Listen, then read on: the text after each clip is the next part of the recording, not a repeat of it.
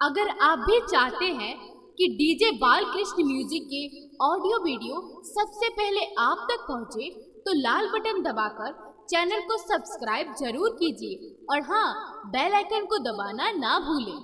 एक बात याद छे, अहाँ सब तो बुझबा कर छे, मगर बच्चा सबसे ज्यादा मोह लेवे छे।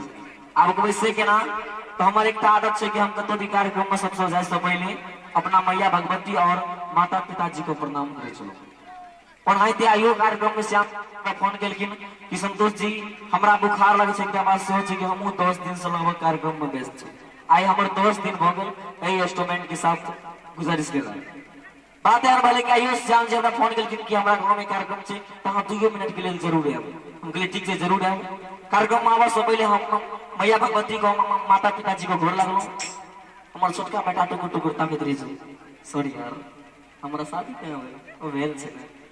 हमर छोटका बेटा टुकुर टुकुर ताकत ले बुआ तोरा की बोलो रात को ए छे पप्पा हे ओने ताको न। हम कहलो ने की से कुछ ओने ताको न तू। हम कहले की से कुछ है की से तू ओने ताक के रखो तो हमर कन्या देखे के ना खार रे। हम कहले की भेल। हम कहले हमर कन्या के जे हमरा किछो ने भेल, बहुए के न जे भेल। ए छे पप्पा। हम कहले हां छे हो गोर लाग न लो।